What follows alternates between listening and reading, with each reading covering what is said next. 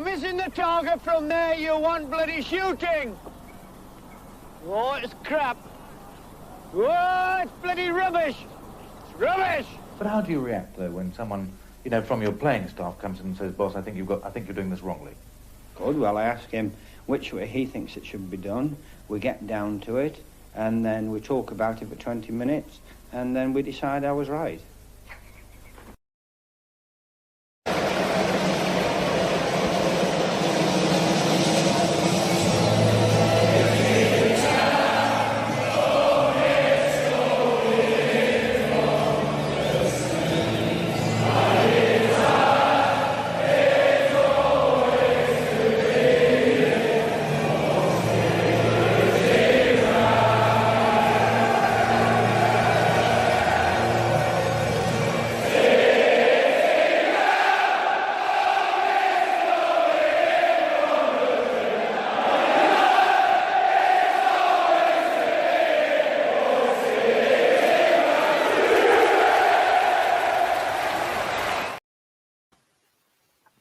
You reds indeed. We're missing the target from there. You want bloody shooting.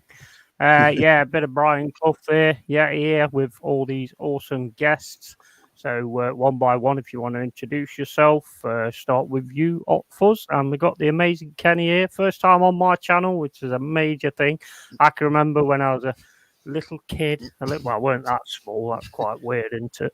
But I was a little child watching in the chat and watching Kenner, and now I'm a big man and I'm actually on the screen now. Bloody marvellous, isn't it? Right, Hot Fuzz, shout yourself out, mate. Yep, Hot Fuzz 44 OG. Find me on YouTube. You can find me on Instagram. Same logo on Instagram as it is on my YouTube, so quite easy to find on that platform. And it's all going good. We're on the road to 200 subscribers, so we are definitely making some good progress with the channel. It's going well. It's going swimmingly well. It's a pleasure to be on here. Thank you very much for inviting me. No problem, mate. How you doing, Dal? How you doing, Jaminio? And on to you, Jez. Yeah, sorry for my lateness. I was on the telephone. Right, I do apologise. Yeah, Arsenal history and more. All about Arsenal and general other chat. And next week will be a totally different show, Thursday evening, with Yeti, Kenny, and Lee Gunner and Warren.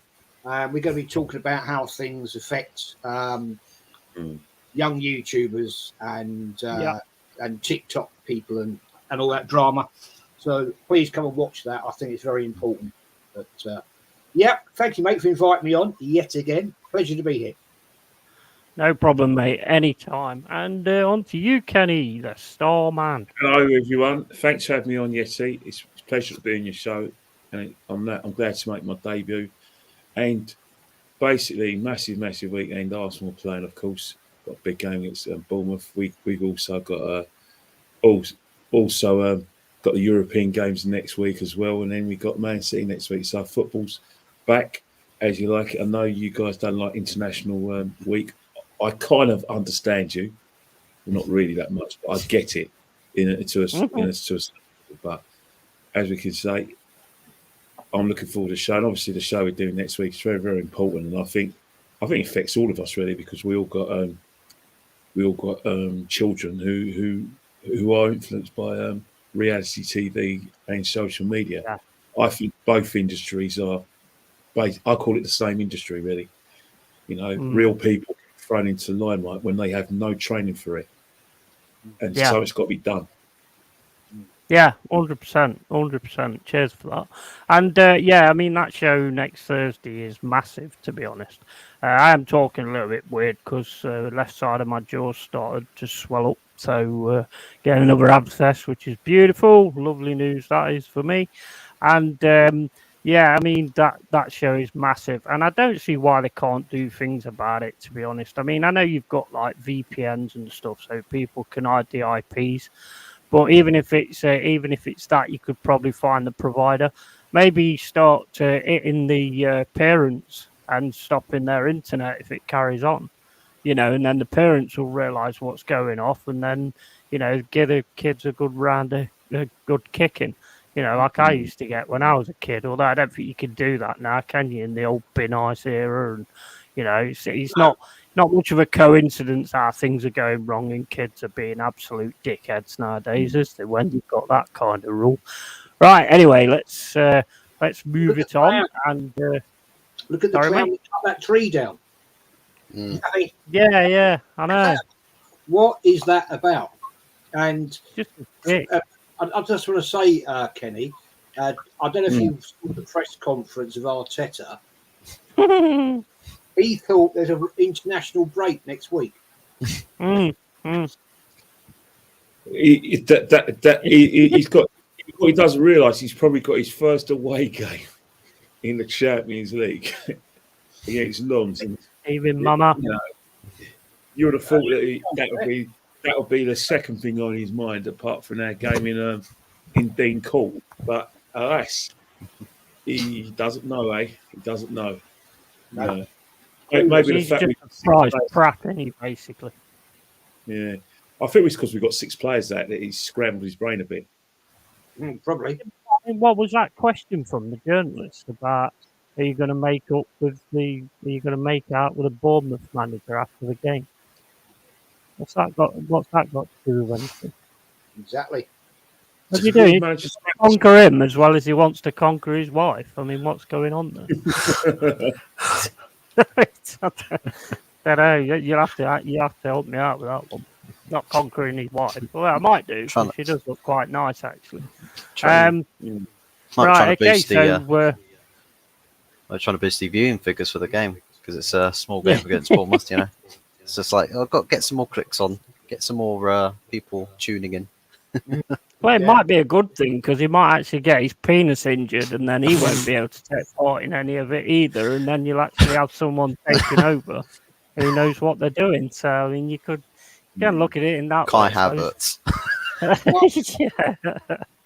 Right, anyway, on to this weekend. So the first game we've got is tomorrow at 12:30, which is Aston Villa against Brighton. Personally, I think that's a really tough one to call because I think they're both pretty decent at the moment, and I think Brighton's threw everything at Chelsea the other day. I just couldn't manage to get anything. So, I mean, what do you think? I'm sort of thinking 1-0 Villa, to be honest. I'm going 1-1. 1-1. Yeah, probably draws good one, to be fair. What do you think, Octopus? I'm going to go out on a whim and say a 3-2 Brighton. Ooh, okay. So I think they'll want to have a bit of a bounce back from that Chelsea result, and they'll come with intent on Saturday afternoon. Want to do have a bit of impact, and Aston Villa also coming off the back of losing to Everton in the cup as well. Yeah. Good point. What about you, Kenny? What do you think's going to happen there, Aston Villa Brighton? I think it's actually going to be a very good game of football because both play good attacking football. Villa are extremely hard to beat at home, and they've had some very, very impressive results at home in the league. And Brighton just got a great habit of keeping the ball, and they've got some good players. The defences are going to be under a lot of pressure. I'm going, you know what? I'm going to be boring and go for. I'm going for a 3-3. I think it's going to be high scoring because I think that 3-3. That'd be a good game, though, wouldn't it? To watch. I think that's a good game. I look at both the attacks, especially Villa's at home, and I'm thinking, they're more than capable of scoring 3. Brighton creates so many chances, and at the moment they've got Ferguson who can actually put the ball in there. We always looked at Brighton over the years under Graham Potter as they had possession, they created chances, but they didn't really have anyone good enough to put the ball in there. That's changed now. That changed a bit last year with when De Zerbi came to the team, when Trossard was at in the team until we nicked him off them. And then there's goals, we've got Minamino who scores regularly, and you've got Ferguson, the young lad. So there's goals there. Then obviously Villa have got players like Bailey, Watkins, Omer as well.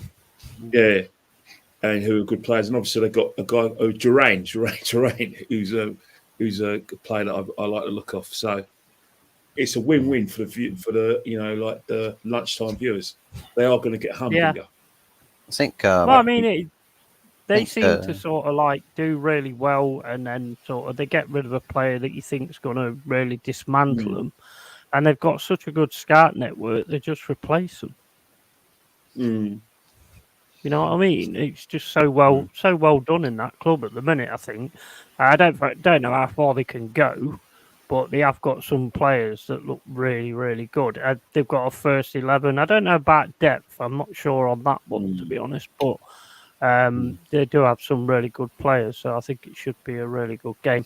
And both teams, it's going to be a good one anyway, because both teams have slipped a little bit in their last game. So I think both of them are going to want to get things back on track again. So it could be a good game, that one, this weekend. Let's have a look. Is that on Sky?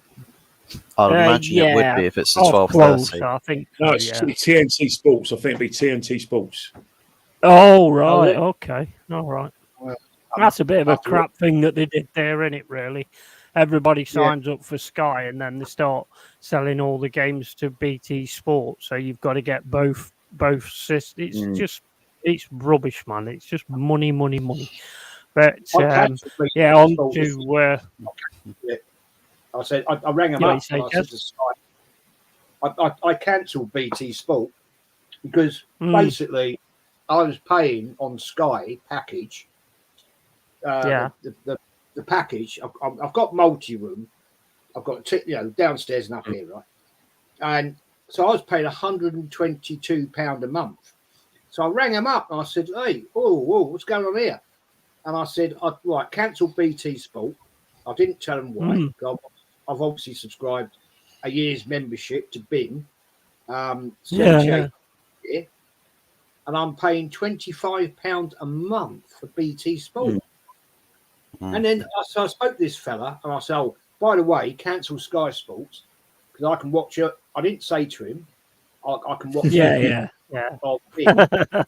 And he came back to me. He said, "Oh, well, you're a VIP. You've been with us for like 25 years, all this bullshit." All of a sudden, Sky Sports and the normal channels, right, £82. And he said, and he said, I'll give you Sky Cinema free for a year. And I went, all right, fair enough. So I said to him, "Wait out, if I'm a VIP customer, why didn't you write to me and say, well, actually, we can reduce your charges, right, to this a year?" That's bullshit, man. Absolute bullshit.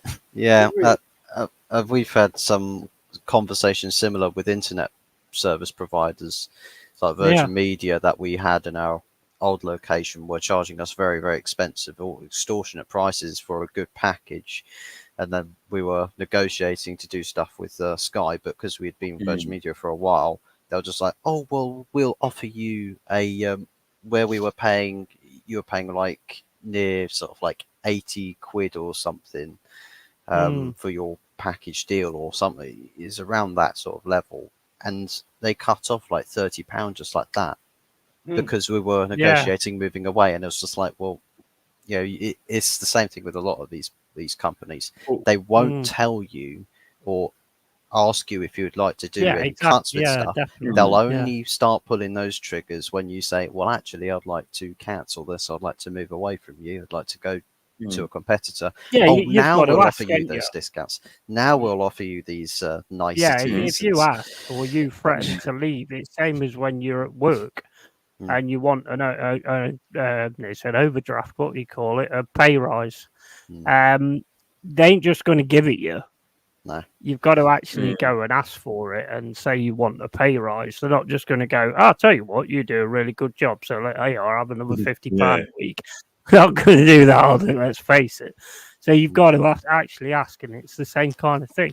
I mean, it's not as bad as what my old man did. I mean, like what you were just saying about Jez, where you didn't obviously say, "Well, I can get this on Bing Sports," and all this, that, and the other. My dad actually bought a dodgy Skybox off somebody, and the card wasn't working. So what does he do? He rings Sky. And he's like, my card's not working and all this, that and the other. And he's like, oh, yeah. The guy goes, oh, can you give us a serial number on the box? And my mum was on the phone to me. And I was going, no, do not give the serial number on that box. It's a dodgy box, mate. As soon as you do that, they're going to come down on you like a ton of bricks, man. You've got to be careful with that kind of stuff. Right. And on to Man United Crystal Palace with, I don't know how many injuries. Lissandro Martinez is gone. He's off. He's done. Anderson, what's his name? Is that guy back? The winger, the prisoner guy? Is he been let out of prison for the weekend? He's in the squad. He's in the squad. He's in the squad. Yeah, he's resumed training apparently. Because I think he's done all of the sort of interviews and questionings with law enforcement in Brazil and in the UK as well. So I think now that he's sort of got to a point in his investigation, if you will, where it's like I don't think there's any sort of anything holding things up anymore. It's like you can resume until Freddie's there. The law's in this. Hey, Hot Fuss, I've got some bad news for you. Rachel Riley won't support you anymore because of that. Just thought you know.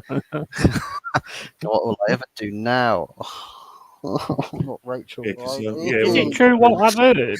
Is it true what I've heard about tomorrow's game? Are you playing? It's not at Old Trafford, is it? It's at Prison Yard, isn't it? The Greater Manchester Police prison court. Strange Ways.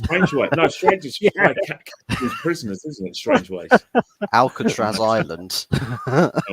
While you're there, you could do some scouting for players for next season. But I think it's really big. I think it really is big for Man United. Like supporters groups and that Rachel Riley won't support you no more. I think it's really massive for you, and it's a massive loss that she won't support Man United anymore.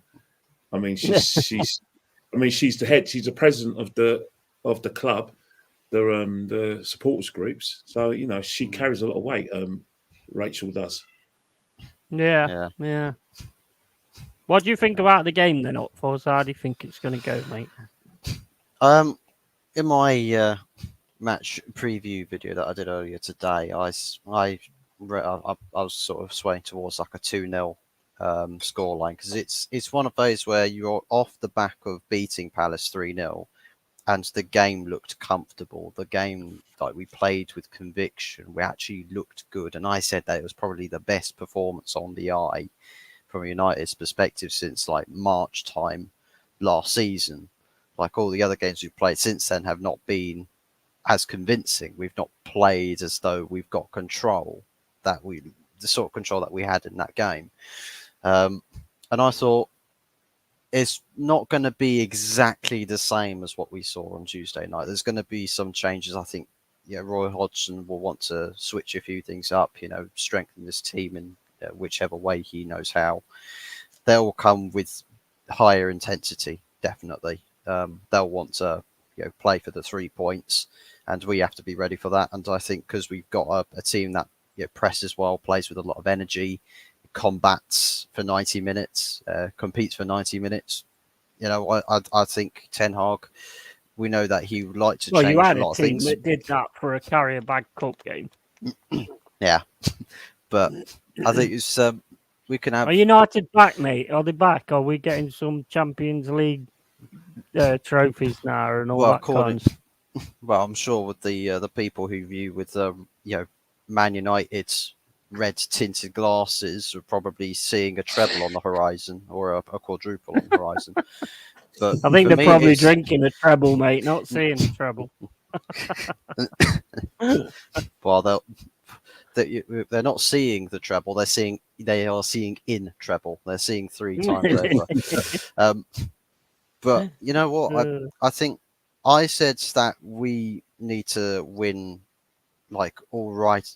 just outright until the international break before we can sort of talk about, patterns or things like we see with like how United are going to move forwards, what their sort of foundation is going to be. Because at the start of the season, it's sort of win, lose, win, lose, win, lose. And it's backwards and forwards, trying 1 or 2 different things here and there. And I think we've got right up to the international break, all of our games are at home. So literally, Palace on gone on Tuesday, Palace tomorrow, Galatasaray I think it's Tuesday or Wednesday, and then it's Sheffield United at home. So all of those games at home, go and win all of them. Get out the home record, but also build a bit of momentum, a bit of confidence, and start to get something going where it's like you have a sense of direction, which is something which is more than we can say for the rest of the season thus far. So 100%. I think definitely going to be a bit of a closer scoreline, closer game, probably a bit more fiery, because Palace will want they'll definitely come to play for something. So we have to be ready for that, and I think we've got the potential to do it. And I feel a bit more confident about this game. I do. I feel a bit more confident. It feels good. I have a bit of confidence about United potentially winning a game of football. It pans out for you. Yeah. Hopefully it pans out for you. What about you, That's why I'm Jez? What do drinking you this. think? Manchester United against Crystal Palace. I'm going to go 2-1 Man United. Right. I think Palace are doing well, but I think they're a little bit shaky. And I think Man United will just kick on that little bit more. And I'll give it a 2-1 Man United. Right, okay. Well, I didn't give my score, did I? So I'm going 2-1 Crystal Palace. Ouch. Because I think they'll want that one back from the week, personally. So I think I want to go 2-1 Crystal Palace. What about you, Kenny? What do you think to that one? Well, May United are missing some couple of defenders. Yeah, missing Martinez, who has that massive. Player back. I think Varane be back though. Varane be back, so he's probably going to be like Varane. Is Lindelof fit? Varane and Lindelof. I think Wan-Bissaka's a massive miss. He's still injured, isn't he? Yeah. They got slab. Yeah, because Palace got a lot of pace in their side. But in the midfield, they should have no complaints now. Mason Mount's back. Amrabat is back. They got no excuse not to have any beef in that midfield. And obviously, because remember they've got Ericsson, they've got Fernandes, they got all their players back. In terms of the front three, Anthony will probably, like I said, is available for selection. To be honest, I don't think Jadon Sancho is a massive loss anyway. He's been a massive disappointment to Man United. He has, hasn't he? Yeah, he has. Well. Yeah. You just get the feeling he's probably suited to a slow pace of football, and probably he plays best football in Dortmund. So he's not a massive loss. Rashford, for me, is frustrating. I think he needs to add some consistency to his game. He's not. He still plays like he's 18. He's about 25 now. All in all, what Crystal Palace is going to turn up, it's not going to be an easy game. I'm going for a 2-1 Man United, but it won't be easy because Crystal Palace are going to test your defence because the pace they have in their sides. They're just good ball players like Eze, and he's good at set pieces, good on the ball, and Mateta and Edouard are capable of having a good game. But I just think Man United will be too strong for them. But they'll make their fans suffer because they're more than capable of making a pig's ear of this at Old Trafford, Man United. Yeah, I agree. I can't say any fairer than that. I mean, they can't cut a break, to be fair. I mean, as soon as they've kind of got something going, then they lose Lisandro Martinez, and that is a massive loss to United, in my opinion. I mean, because now they've got the defense, they had the defense sorted to a point, and now they're losing Lisandro Martinez. That's a big loss, in my opinion. We had Amrabat playing. We've only got one fit fullback at the club now. Diogo Dalot played on the Tuesday, and then the other fullback position was occupied by Sofian Amrabat, and he was playing like what Zinchenko tries to do for Arsenal, where he sort of covers defensively further out wide, but he also covers a little bit in towards the centre, and he did a really good job at that. First start, he's covering both fullback position, but also more centrally, and it allowed Casemiro to actually go up a few gears in that game. I'm hoping that it's like, as I've said, Martinez is the centre-back enabler to whoever partner he's playing with. Sofian Amrabat could be an enabler to whoever is in the midfield, and I'm hoping it's the same sort of effect on tomorrow afternoon. Yeah, it could be, because I mean, you can always get one player that just makes the difference. I mean, we've seen it so many times where you get one player in and it just sort of fits it all together. So I mean, that's always possible with Amrabat, and if he can like play to the form that he played in the World Cup, then he's a damn good player anyway. And to give Casemiro more chances and more time and things like that, that's not a bad thing, is it really? And I do like that striker as well, Rasmus Højlund. I think you've got a good one there. I really do think. What do you guys think of Rasmus Højlund, Jez? I like him, I do. I think he looks good. I haven't actually seen a lot of him play, to be honest. So I say he's decent, but I haven't actually. The only time I've seen him was when on Match of the Day highlights. So I'm not that qualified to say he's great or he's average. Yeah. So in fairness, I think there's a decent player there. That's for sure. From what I've seen. Yeah. I don't think he's ripping up any trees, unless he was the one that went up to Hadrian's Wall and that tree down. But yeah, we'll wait and see. We'll wait and see, man. See, the thing is with that tree is loads of people was putting the picture of it up on social media and stuff like that. So that's probably what's put that Pratt into going and doing that, and he's probably TikToked it. And there's so many people out there now that just want to do something.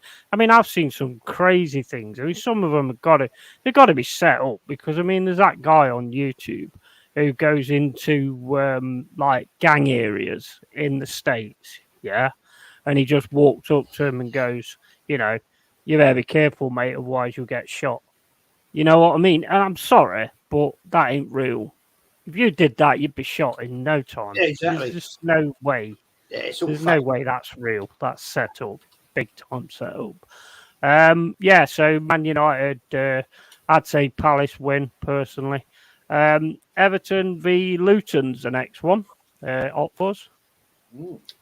Everton for me. They'll get a win. They should get a win. I mean, I think with Sean Dyche, got a couple of statement wins under Everton's belt, and I think that's the message. Whatever message he's been delivering to his team, those past 2 match days, is going to stay the same. Keep it going, keep pushing, keep playing hard, keep fighting for everything, every inch on the pitch. Because these are valuable points, really, really valuable points, and regardless of what size team it is, 3 points can be the make or break for plenty of teams and seasons by the time you reach match day 38. So Everton, they will look at this and say this is the perfect opportunity to guarantee 3 points, but they've got to put in a lot of work and make sure that they don't turn it into one of those banana skin games. He seems to have got it sorted now, doesn't he? He seems to have got something. He's definitely figuring it out, definitely. And I think now the quality for what Everton have is starting to have impact on the pitch now. So I think it is probably, as I've said, when they're starting to win games, a big sigh of relief for Everton fans now that the team is starting to find going through a couple gears now and switching things up a bit. So I'll probably say, as far as Everton are concerned in that game, I'll look to that one being maybe a 3-1 to Everton, I reckon. It could be. Yeah, definitely. Things people do for meaningless online clout never ceases to amaze me. Exactly the same, mate. Some of the stuff that people do. I mean, it's like these ones that go into like an MMA gym, right, or a boxing gym. Well, I'm a street fighter. I'll beat you up any day, and all this, that, and the other. And they get their absolute ass handed to them. I mean, how stupid you got to be. It's always how it's going to turn out, isn't it? You know what I mean? Jez, Everton, Luton. I mean, I didn't say, but Everton for me, be 4-0 for me. I think Luton just don't have the levels to compete in the Premier League, and that's not being disrespectful. They just haven't. Everton will seriously be looking at this game as a 3-pointer. and I think they will just turn on to Luton. And I mean, both these teams are down the bottom there, so they're in trouble. And I think Everton are fighting for survival. I think they've got the added extra experience and professionalism. I'm going 3-0 Everton.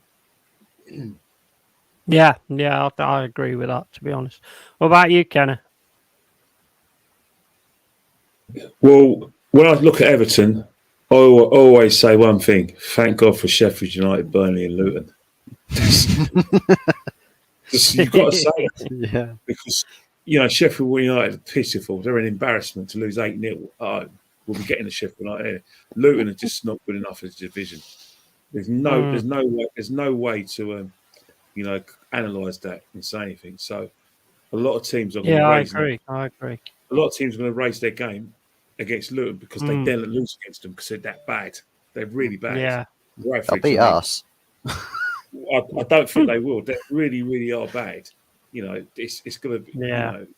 But you all play your best teams, because if you lose to Luton, you'd be disappointed. I'm going for Everton to regain their confidence, win 4-0. I agree.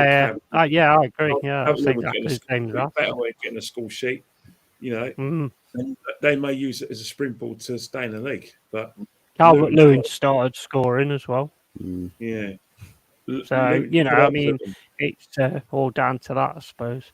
But I mean, it's like the thing is with Luton for me. I mean, the one thing we had last season is we had that home form, and that home form was what kept us up in the end. And that was because I mean, our away form was terrible, but away at home we was someone to fear. And, nobody wanted to come to the City Ground last season. And I don't think these teams that have come up have actually got that. They ain't got that. They ain't got that kind of mentality. Not mentality, but they haven't got that Burnley's kind of problem thing. Burnley's problem is they try to play football. And therein lies the problem. They're not prepared. They're able to, like play in a championship where they out football everyone. But when you come to this league, you've got to have something about you. Got to remember, Burnley are Sean. Remember their best defenders who kept in the league for a long time. Ben Mee has gone to Brentford. Tarkowski's got Everton. McNeil's is at Everton. So you think you're taking 3 top players out of them, and let's not forget it's Newcastle. So 4 players, which is probably their spine, have left. So as much as they try to play the right way, they're just not good enough. They're too light. It's even that way. Yeah, I agree with you, mate. I agree with you totally. I've got to call this one out because this is really funny. People trying to get clout online by doing certain things. Carl Rossi said same as AFTV pretending to be an Arsenal fan channel. Just for clout. Really great stuff. Right, okay, so the next one, Bournemouth Arsenal. I mean, I'll go to you guys first. It looks like you've got some really bad injuries, and I think most people said, and most people could see other than Arteta, that that was going to really hurt you. I mean, I don't know about Saka, but I mean, if Saka's like 60% and that Pratt still plays him, then, he needs sacking straight away. What do you think, Jez? Well, this is the thing. Kenny and I, Lee, and loads of others have been saying this for too long. It gets boring. We just don't do enough in the transfer windows. And there was people, I saw a comment today, somebody saying it was an 8 out of 10 transfer window. How? We waste £65 million on a complete and utter pony in Havertz.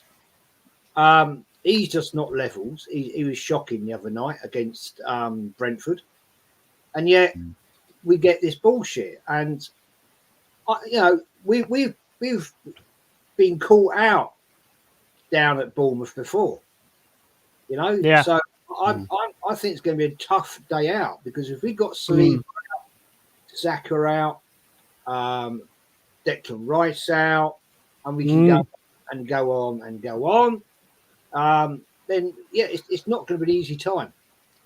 But I will go with my heart rather than my head, and I will say it's going to be 2-1 Arsenal. Yeah. Trouble is, you don't know what Arsenal's going to turn up. That's the problem with your guys at the minute. Well, it's that's crazy. The problem. His stupid tactics, his stupid setups. We cannot go there. This is the only thing I'm going to say on that. We can't go there and try and be defensive because we are going to get pounded. The thing is, I said the other night on Lee's after we played Brentford, this time last year, we were quick, we were incisive, we were ripping teams apart. When I watched Arsenal the other night, Kenny, you were there. You've got a better view than me. We were slow, and it was like at times we were walking and passing the ball, and it's like, what's that about? What is that about? You know, that one time we had a breakout.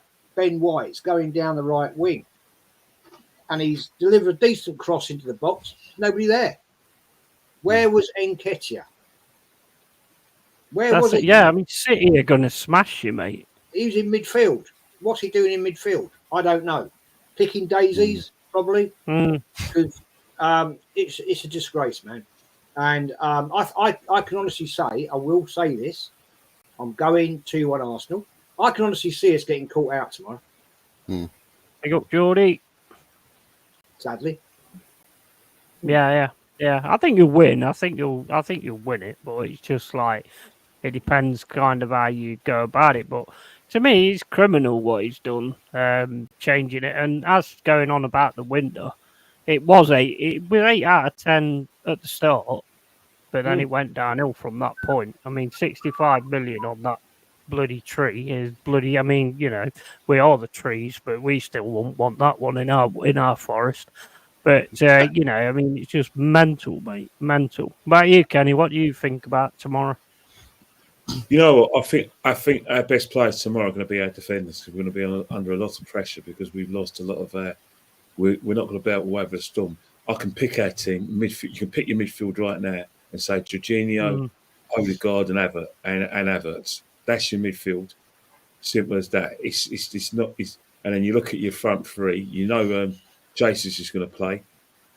You have to assume, rightly or wrongly, that if Jesus does, if there's no Trossard, no Martinelli, and no Saka, then you'll have to say that your front three is going to be Jesus on the left, up front, and probably Smith Rowe, and right on the right hand side, and then your defence picks itself. You've got Zinchenko back, you've got Ben White right back, and you've got Saliba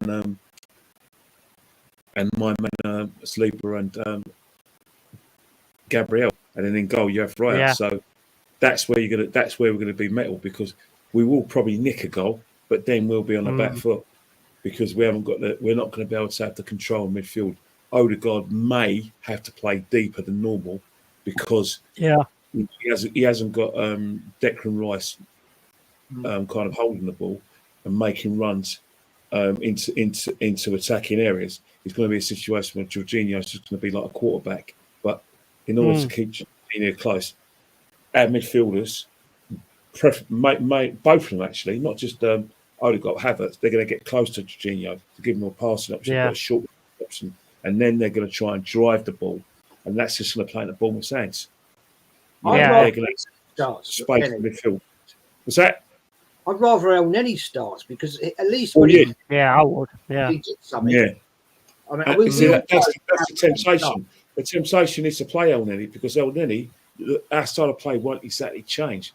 El Neni will play as a number 6, but he'll get forward and take us up the field, and that will get our creative players close to the front three, and that's so it's really a lot. But the thing is, he likes Jorginho because he feels that if Bournemouth try and dominate midfield, dominate possession, he's going to have someone who can keep possession but play it to a yellow shirt, and I think that's why Jorginho's going to play.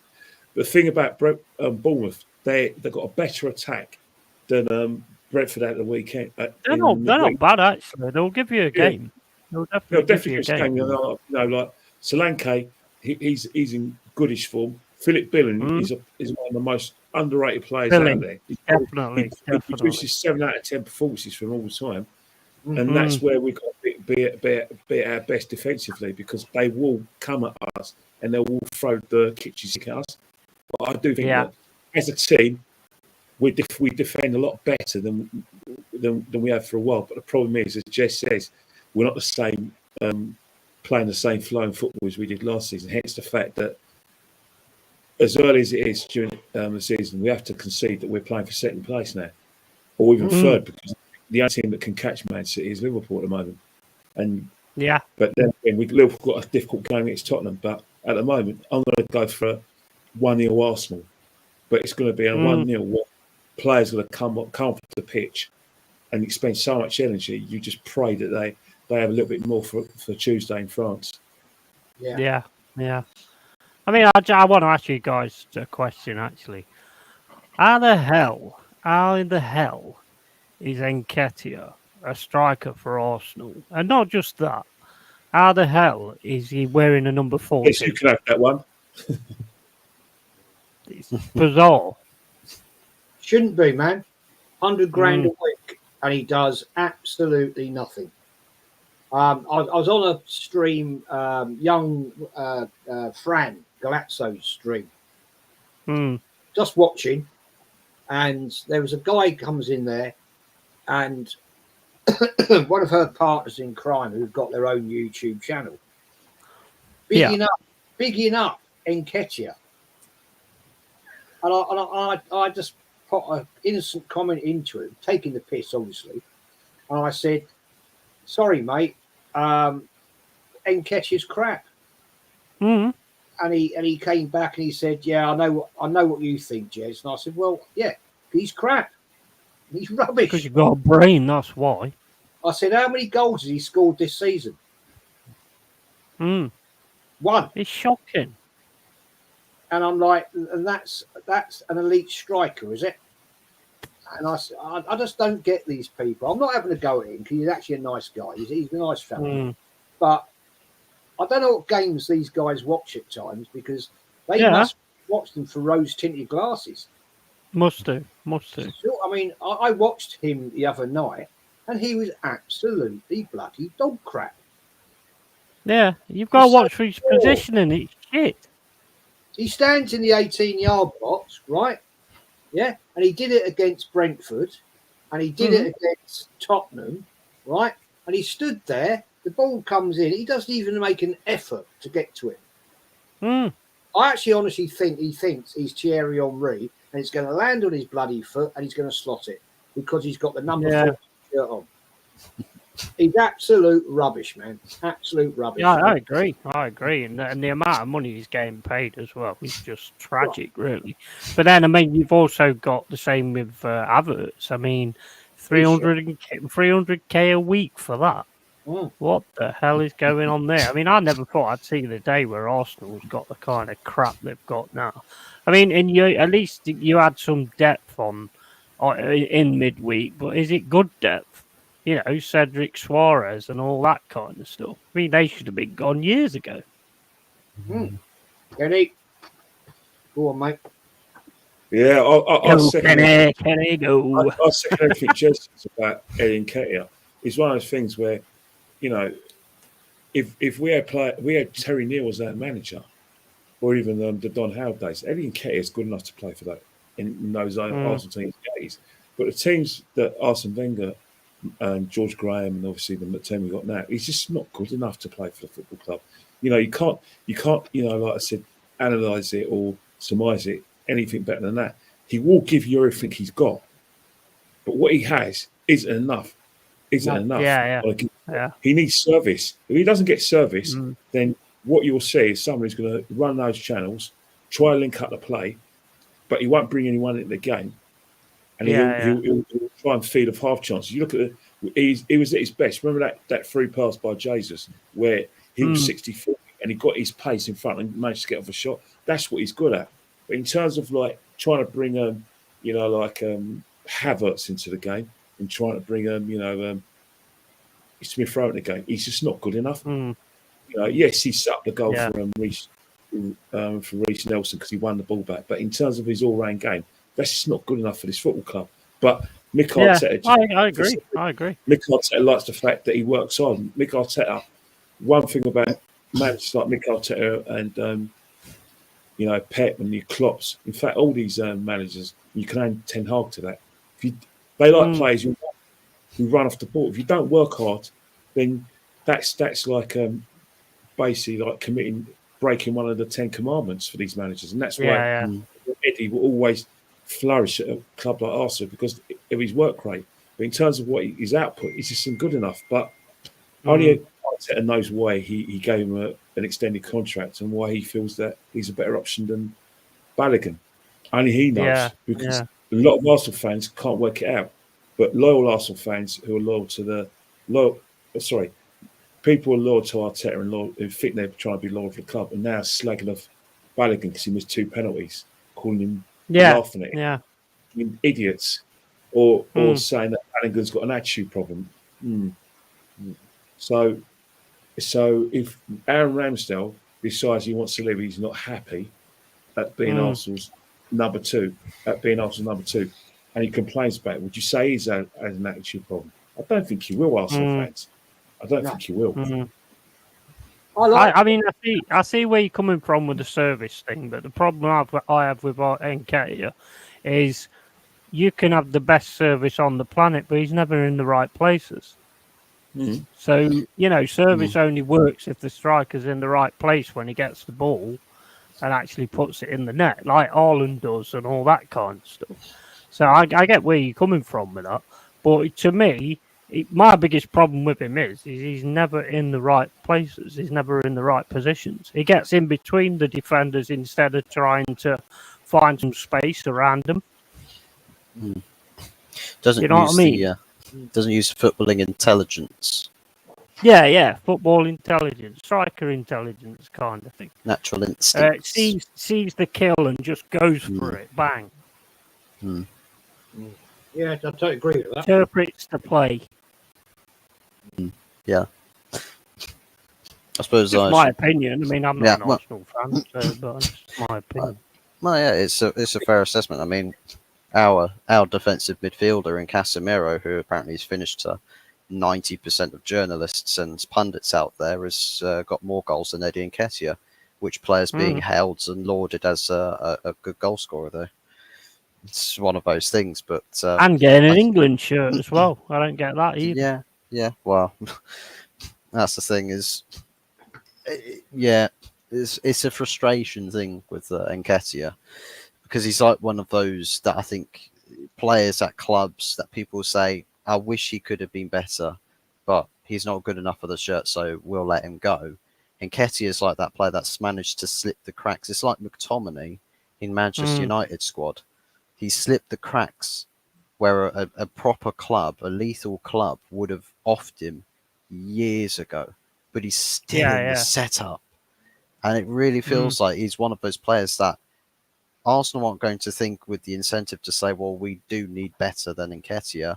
Let's get rid of him sooner rather than later and replace him with someone who is of the quality and level that we need. He's probably going to be in that Arsenal setup for years to come. Years and years and years. Because Arteta won't accept he's wrong. I think that's the biggest problem with Arteta. He will never accept he's wrong. So he'll keep going with it and going with it. You know, for Arteta, I've said to Jez and I said to Lee, he's a user. And what I say by that is that I say it in a sort of footballing way where if you look at his team set up when he first got to the club, then you look at his team set up in the lockdown season when we were absolutely terrible. Then you look at the team set up for the season when we missed out on the top 4. Then you look at the team set up this season, and you look at the team set up last season. Look at the team set up this season. There's a lot of changes where he will, for a particular style of play, he would get players in, and then when he wants to change his style of play, those players get dropped like a bad habit. Yeah, you're right. Like you look at the 20 when he first came, he needed senior players in order to keep the dressing on his side. And then when he got a bit more power, got the FA Cup, he started getting rid of certain players he didn't need. But he still felt he needed experience in that lockdown season, so he kept some of the players. Hoped that he'll get into Europe, but we were absolutely terrible. Should have been sacked on the spot for that season. And then he was able to get younger players in by getting rid of the players who were on the wrong side of 30. And then he's now got wants yes men, don't he? Really? Yeah. So what will happen now? I feel that when it gets to probably next season, he's probably going to look at say to Partey, all right, thanks for everything. I don't need you no more, and try and get someone else in. He always tries to change the style of play every season, and because he tries to change the style every season, his personnel changes all the time. Yeah. A question, right? Because I'm going to stay on this a little bit. I hope you don't mind, guys. But I'm going to stay on this a little bit. I want to do a bit of prodding and a bit of investigative journalism, whatever that is. I don't know, but it just sounded good when I said it. I mean, if Arteta got sacked tomorrow, do you think Havertz and Nketiah feature in the new manager's team? No. That's what I thought. No way. Because he I think what will happen, he won't change too much, but he will pull the plug on things that he can't see that's going to be ever going to work. Yeah, and that's the thing. I could tell you now, a British manager. If we get a British manager, then the British manager will probably try and put Ramsdale back in goal. Yeah. A foreign manager will have Ramsdale anywhere near the goal. And talking of Ramsdale, if Ramsdale's ever go to play clubs like Chelsea and Bayern Munich, he'll have to improve his kicking because they're going to expect his distribution to be of the highest level as well. So, because it's changed for keepers now, and you can't just be a good shot stopper and all this and the other. You've actually got to be like a sweeper keeper and be able to join in the play sort of thing. And he can't do that. It's just that simple. And I think gone are the days when Unai Emery tried to get Petr Cech to do that, and you had certain high-level fans, stop playing it around the back, just kick it forward. That's dead as water. But saying that, Mick Arteta, I said it to Jez, and I'll say it in front of you guys. Sometimes some managers have a ceiling, and so do some directors of football, and even some chief executives. Our chief executive is not going to be here at the end of the season. He's reached his plateau. He's going to go somewhere else and reinvent himself. And good riddance, really. And hopefully we have a couple of more appointments where the best of the best are appointed in the jobs, not someone who's learning on the job, and another like director of football is learning on the job. I want the best. Yeah, of course you do. You've seen it in the past, so I mean, you're going to want the best. I mean, like Mama Flossie says, it's his way or the highway, and you can see exactly that's the way that he does things. Now, if you're a manager like George Graham, or you're a manager like Clough, or you're a manager like Pep, you can afford to do that kind of stuff. Or Alex Ferguson, you can afford to do. I'll involve Opfors. You can afford to actually do that kind of stuff, but he ain't that. He's nowhere near any of them names I've just said. Nope. Nope. Nowhere close. Nowhere close. And I hope you get Tony, but I hope he don't get him. Because the reason I say that is I hope you get Tony, but I hope he don't come while Arteta's there. Because he could be his get out of jail free card. That's a very good point. That's a very, very good point. And you know what I mean? This guy Arteta gets through by the skin of his teeth. He gets. Last season, I was praising him up. We were playing great football. It was exciting to watch. We were taking teams apart. It was fast. It was dynamic, and all those nice things. But this season, I just don't know what's happened. Well, that says it all, doesn't it, really? He just pissed arsed about with the team. And I think it's caused a lot of grief in the team, in the fact of the team, I think, sometimes are confused. It's mad. It's madness. They've got to do. And then if you get something that's working for 93% of the season, and then break you try to change it and turn it into a totally different game, you're an idiot. You're an absolute idiot. I can get that, Yeti. If he'd brought in, let's say, 3 world-class players. Yeah, definitely. In the Champions League. I get it that you want to change things up because you've now got 3 better players. You believe you can mix it up and change things. We didn't do that. Yeah. We brought in a couple of players, one in the January window with Jorginho, and we brought in this absolute clown in Havertz, right? And he's tried to mix things up, and it's just not worked. Yeah, that's what I mean. You get better players in the positions so that you move on instead of getting. I mean, how arrogant can you be to have a season where you go 93% of the league at top, and then you think, oh, I'm going to bring a guy in that nobody's ever got a tune out of because I know I'm going to get a tune out of them. The arrogance of that is just unbelievable. Stupidity. Well, that's unbelievable. That's the thing. There's I was saying to my brother yesterday, I don't know where Havertz's next good performances come from. I can't see a good performance. Like we've had big money signings who started slowly, like Henry started slowly, Bergkamp started slowly, but you always felt that there was a good performance around the corner from them, and that once they started playing well, they'll be consistent. I don't know where this guy's next performances come from, because even with Mesut Ozil, who used to frustrate me, I always knew there was a good performance around the corner, and I was probably not as tolerant as I should have been with him, but I could just about tolerate the fact. But with Havertz, I don't know where it's come from. Jez, can you see where his next a good performance is coming from, the guy? Because I can't. I've given up on him. I can't, mate. We've got Bournemouth, and that's going to be a Skittles world record. Lons away. That's not going to be a walkover. Lons away. Man City. Yeah. I mean, and after Man City, the next game after Man City is Chelsea away. Yeah.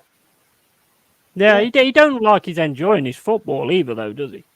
Well, he just. I mean, if I was playing that, I wouldn't be enjoying it either. But he sets the team up, right? He's got all week to set his team up, yeah, right. Barring any injuries, which we seem to be having big problems with. Well, I don't know why. But then during the game, he continually continues to micromanage. And I've looked at players. I've been at live games, right? I was at Brighton 3 seasons ago, whenever it was. And like he's talking to Partey, and Partey's going, "What do you want me to do?" And I'm literally 8 rows behind the dugouts, yeah. And he's like doing all this to him and all that, and Partey's going, "Well, what?" You can see, what the fuck do you want me to do? And I think this is one of the biggest problems with him. I don't actually think he knows actually, really, truthfully, what he's doing. No, I agree totally. And I remember that game, that Brighton game, right? Who was the Brighton manager at the time? Graham Potter. Graham Potter. Graham Potter sat on the bench like this, and it was pissing down with rain, right? And the wind's blowing into us, and we're getting absolutely bloody drenched. It's in February. It's freezing bloody cold, and Graham Potter's just sat there looking at him like this. You can see him thinking, "What the fuck are you doing? What are you actually doing?" Because Graham Potter, they beat us, by the way. They beat us. The Saturday, he had his team set up, and he's like looking at Arteta thinking, probably, "You absolute clown." And he is. He's a clown. And that's Yeah, being, yes, he is being 100%. polite. He's being polite. Although clowns are actually funny to watch. Well, I mean, he is funny in a certain way, but not in the way that you think he should be. What about you, Hot Fuzz? What do you think about the game tomorrow, Arsenal v Bournemouth? I reckon it will be something like a 1-1 draw.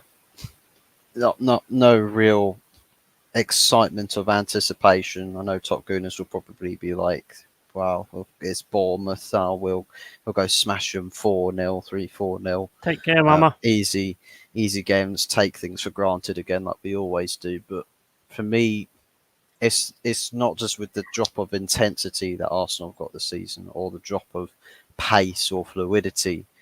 The execution has lost its edge. Like, even some just basic passes are now going waywards. Like we saw, I was seeing it in the Tottenham game. In the first half, where they had all of that momentum, they looked like, oh yeah, Arsenal, the team on top. And then out of nowhere, it's like Erdegaard or someone like that just passes the ball out off the pitch. You're like, what was that? That was a random pass. It's like something is missing in the execution of this team. And I feel like combine that with the fact that Arsenal are not as intense as they were this time last year, it seems like to me is that that team is burnt out in the sense that it's not giving to Arteta what they were giving to him last season. The injuries are in and of it. The injuries are its own thing. The team that Arteta had last season were running through brick walls for him. This team, I think, is just like, well, for God's sakes, I can't be asked to run half a yard for him at this point. It's like you only see control or dominance in moments, and then the rest of the game is like, oh, Arsenal lucky not to concede there. We've had that way too many games this season, and it's like, for me, I feel like Arsenal have ridden their luck in quite a few moments and quite a few games, and for me, I agree totally. It's got to totally be a point now where it's like, well, luck's got to run out surely, and could this Bournemouth game be the time where luck starts to run out? Maybe the luck started running out in the second half against Tottenham when they completely dropped off the face of a cliff, like just completely lost everything. And Tottenham, like in the stoppage time, I was thinking, Tottenham, what the fuck? Just keep the ball at your feet, keep it simple, and pass it directly. You'll run straight through Arsenal's team. Like, they looked like they were that dead in their legs. No inspiration, no imagination. Arteta's panicking. He's subbing. You go on there, you go on there. He comes off. So he takes off the danger men, puts on people that you don't guarantee they're going to get you anything. Putting faith in players that haven't delivered for Arsenal yet. They've only delivered once or twice. Last season, even Eddie Nketiah had a run of form, if you will, but a purple patch, and that is it. Just a purple patch. The default, the average, is below par. So it's like you have to wait for him to get into a purple patch just to get what you want out of him. And if that's the case, it's like if Scott McTominay for United, we have to wait for Scott McTominay to have a purple patch just to get into the realms of being good enough for this club.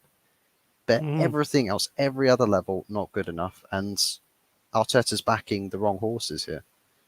It's like having a machine and then chucking a spanner in the works for me. I mean, it makes no sense because even Nketiah was scoring a few. He wasn't scoring a lot last season, but he was getting on the end of a few. I mean, he's not getting on the end of anything. No, he's not really doing a lot at all. Right, I'll move it on. Otherwise, we're going to be on here like all weekend. Right, Wolverhampton, Man City. Well, I mean, this one's pretty obvious, to be honest. It's a City win, isn't it? Yeah. 4-0 for me. Probably thereabouts. Yeah. They lost to Ipswich Town from 2-0 up. They lost to Ipswich Town from 2-0 up. They lose that game 3-2. Kieran McKenna settings, like, he's cooking something in Championship. For me, yeah, I'll have to agree with Jez. 4-0. I'm going to go 5-0. 5-0 City. I don't see why the floodgates shouldn't be open at the Molineux. I don't see why they shouldn't be. It just seems And like Pep it's all... is going to want to show that he doesn't need Rodri as much as everybody thinks. So I think they're really going to go for it. He's got Calvin Phillips. You've got Calvin Phillips, who he bought for about 70. You know what I mean? Yeah. Yeah, definitely. He doesn't even miss Mahrez because Alvarez is playing on the right hand side and he can't stop scoring Alvarez. So Alvarez gives him an orthodox right footed option for the right hand side. Yeah, 100%.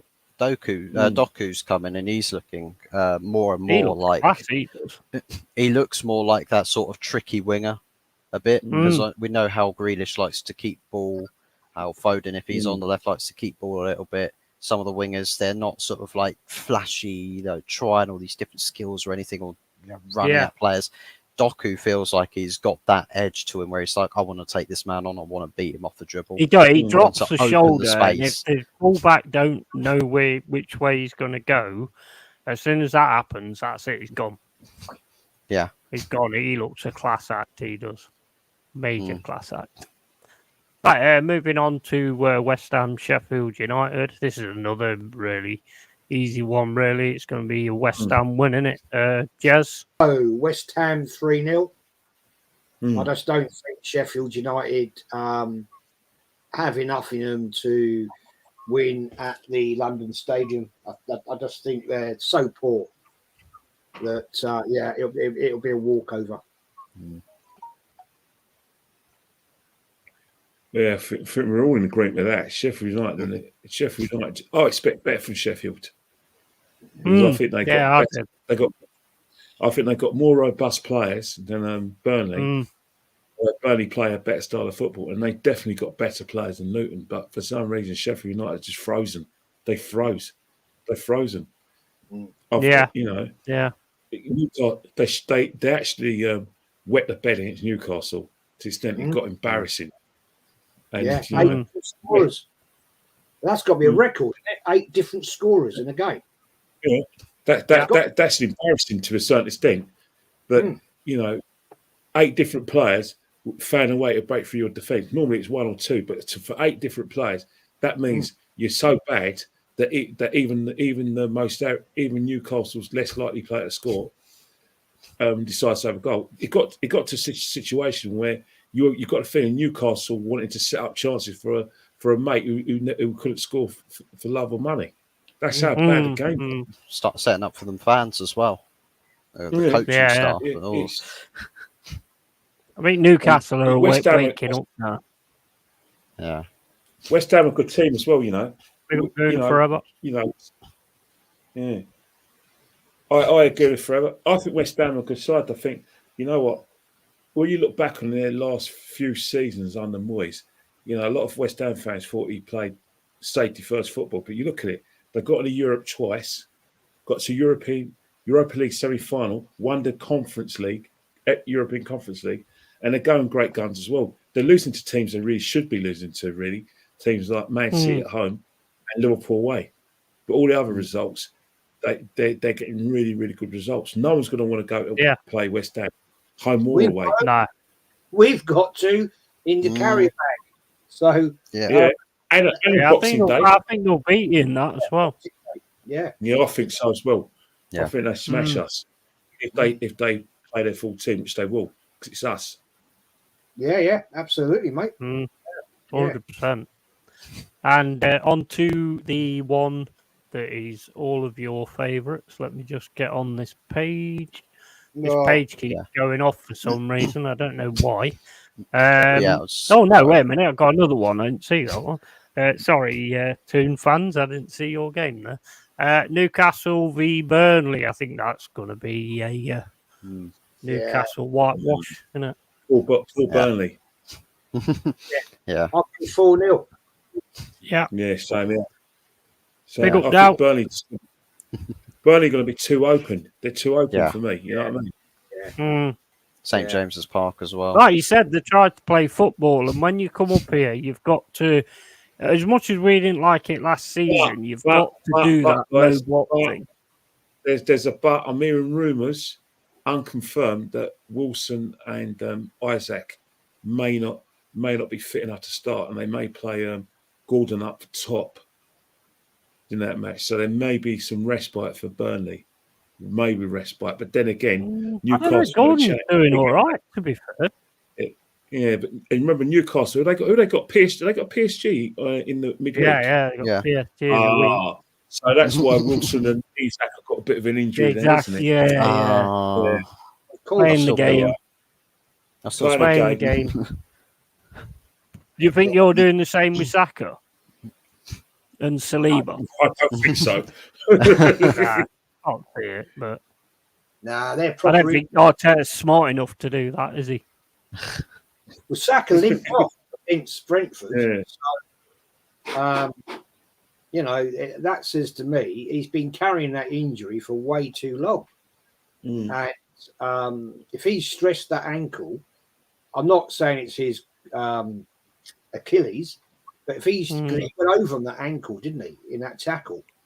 And he's strained it or twisted it, that can put you out for a few weeks.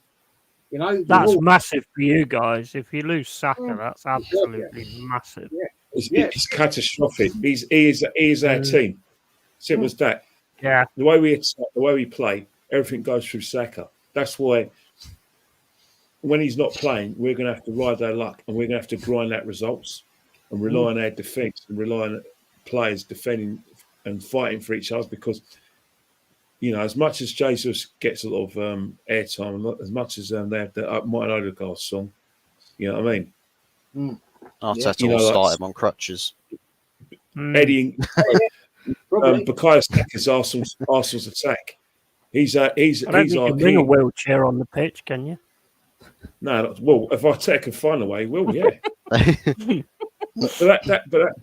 seriously, that's how important Saka to us. He believes, and some Arsenal fans would tend to agree with him. He believes that Saka is his best player. He's only played with trust. He's trusted. If you look throughout all the Arsenal teams, from lockdown season to the team that try to get in the top four, the team that try to get in win the league, and to this season, the player's hardly ever missed a game. Is Saka. He's never been rested. Do you remember when he's been rested? I can't. It's disgusting. It's going to hamper his career. That is. Probably he's been playing for 3 years, Kenny. Yeah. Arteta needs him. Arteta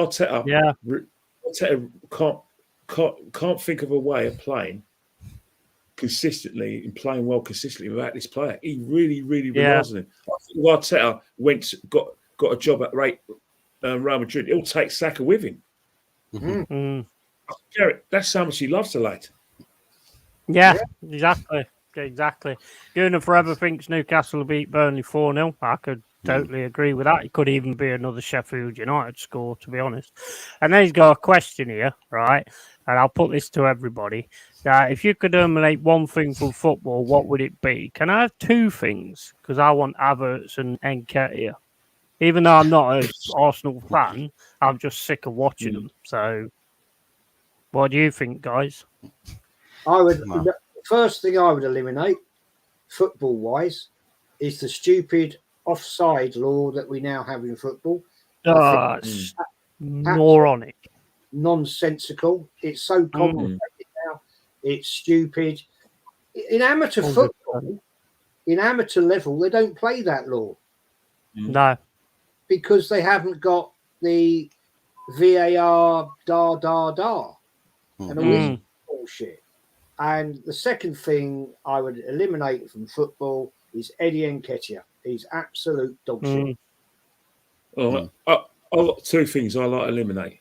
One thing I want to eliminate is the cheating that goes on in every football match. When players take a corner, they never have the ball in the D. It's always outside the D.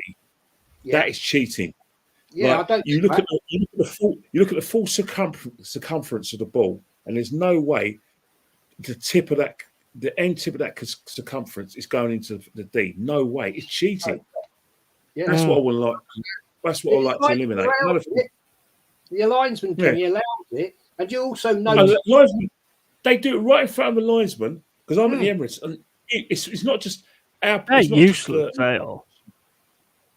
every time. Have you ever seen a player keep the ball in the part of the D? None of the ball touches the D, and they're allowed to It's get away ridiculous. with it. Every team, the ball goes inside the D. That's it. End of story. It goes right inside the centre of the D. Job done. And then you don't get none of this stupid, like, just balancing it on the line. And I mean, what you said about offside there, Jez, there's a plan here, mate, if football teams think about it. Because if you can time waste by going offside, yeah, but then just your team keeping the ball. Because the game won't stop until your team loses the ball. So you can use that as wasting time as well. It's the most moronic thing. And another thing that winds me up about it as well is it's offside. They know it's offside, but a player runs for the ball, gets injured, going for an offside ball. Yeah. Because it's not been stopped. No, ridiculous, isn't it? You look at penalties. Is you look at when a player takes a penalty, right? It was always the ball had to be on the spot, right? Yeah. Most penalties you'll see a player now, it's right on the front edge of the spot. Yeah, yeah. So it's not at 10 yards, right? It's like, it fascinates me, and the referee will walk up and he'll have a look, and he'll like, yeah. And I'm thinking, I don't understand. Like when they take the corner, the lineup, the assistant referee is right. He's got his corner flag right in front of the player. He's watching what's going on, and yet nothing happens. I just find it laughable. But there's another things I like to get rid of. Certain pundits I like eliminated from the game. Oh yeah, I won't name them.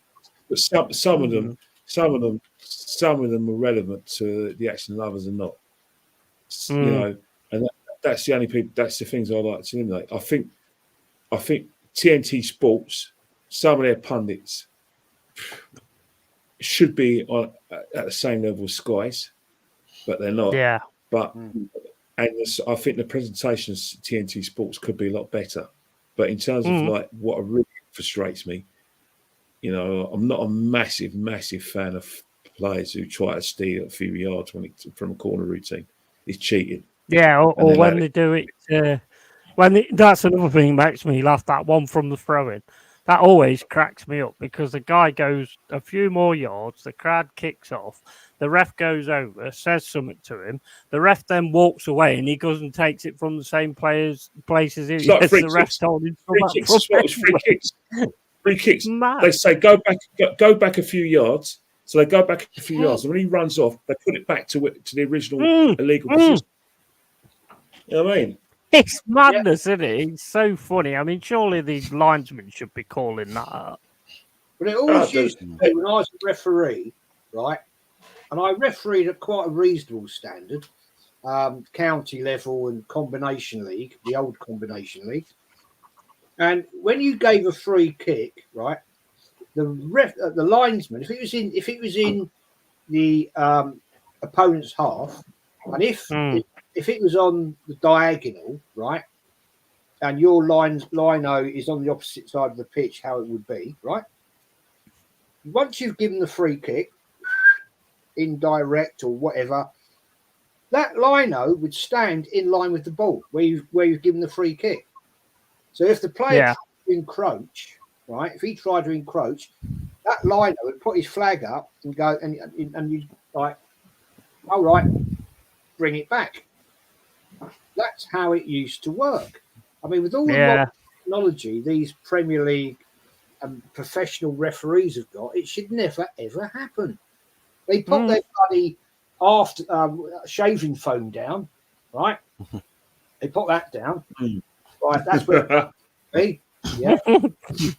yeah, and all of a sudden that evaporates and they move it on the yard. I mean, at the end of the day, right, if you watch football, there's a penalty in every single corner.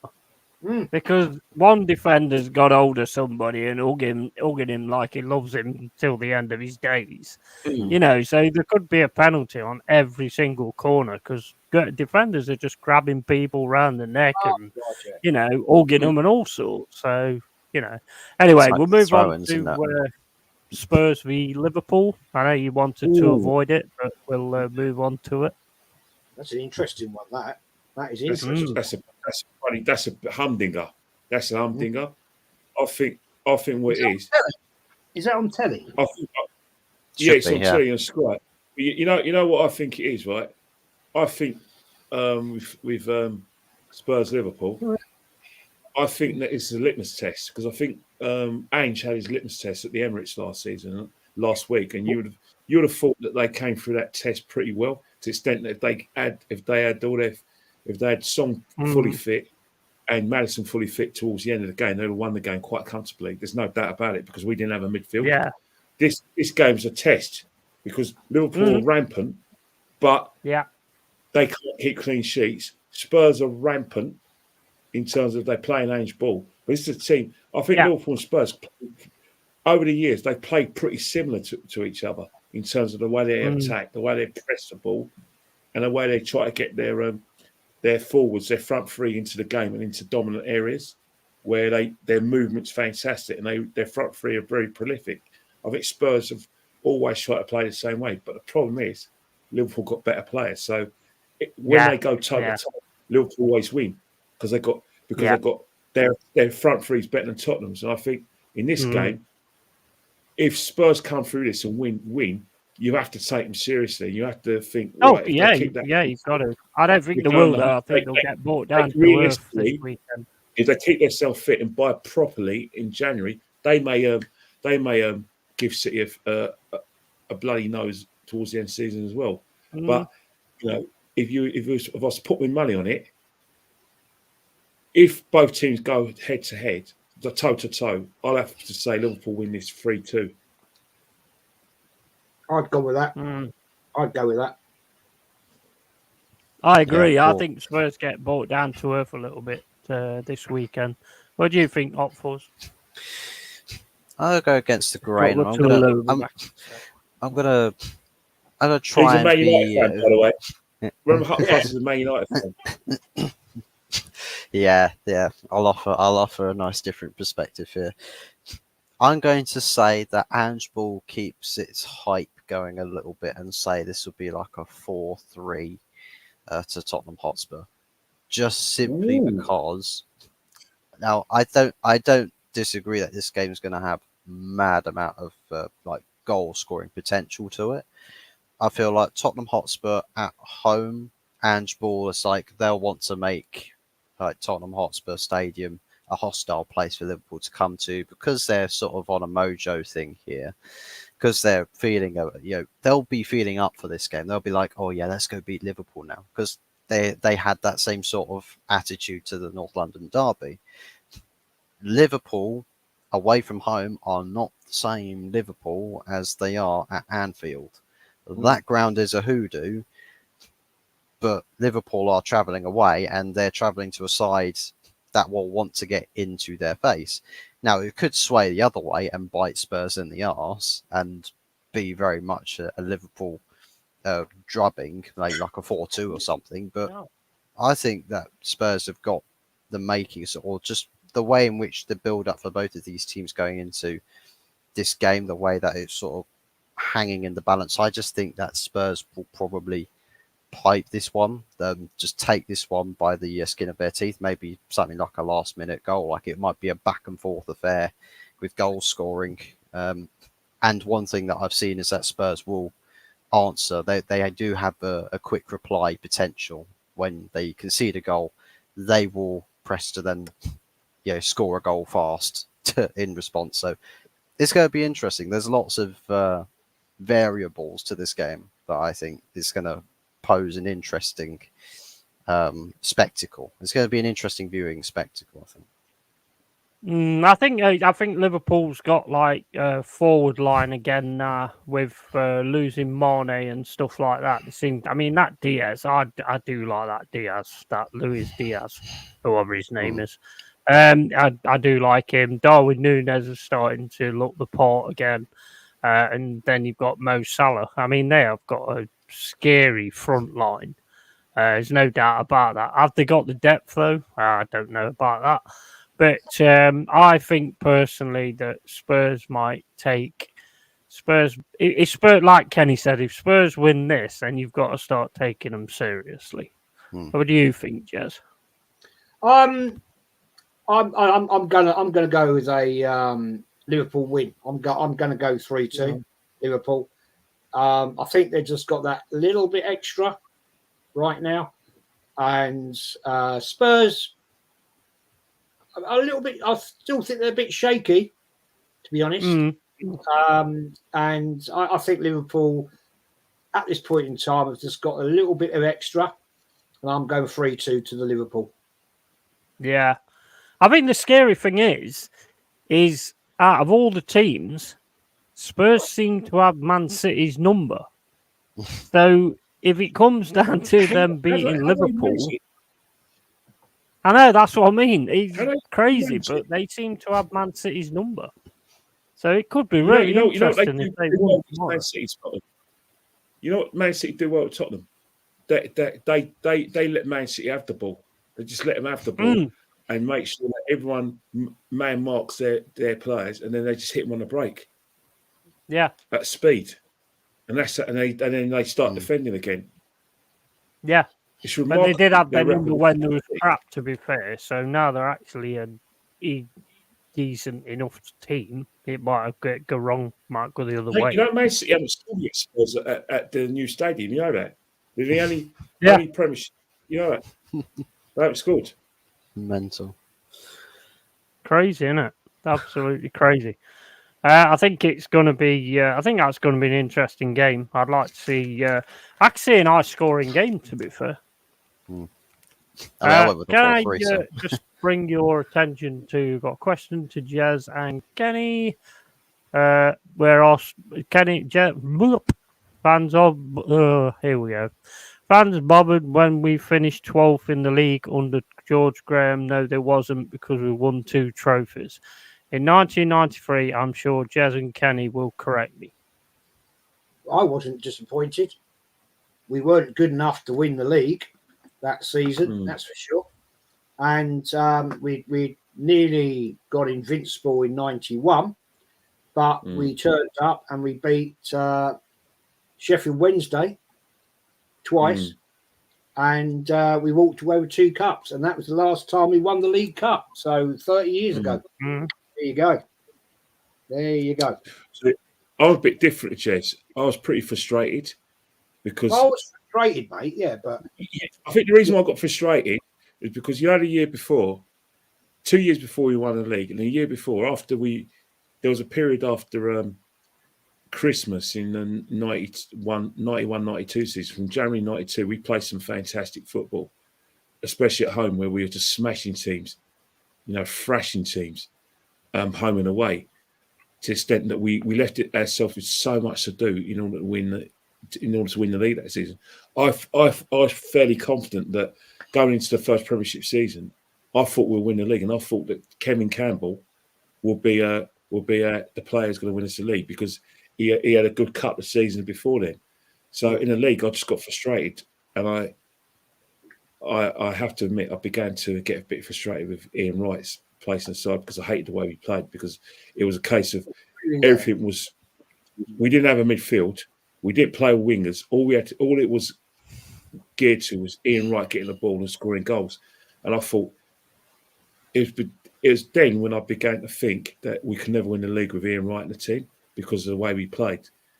But obviously, winning the FA Cup against and beating Spurs in the semi-final pleased me a lot, and obviously beating Sheffield in the semi-final, in the final, and beating them both finals pleased me.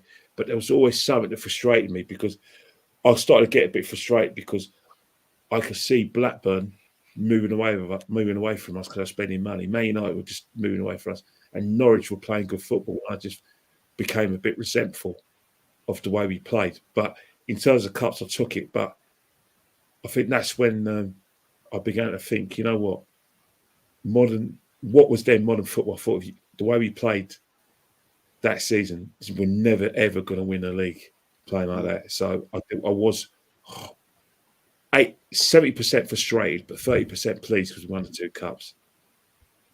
I hear where you're coming from. I agree to a point. Fight.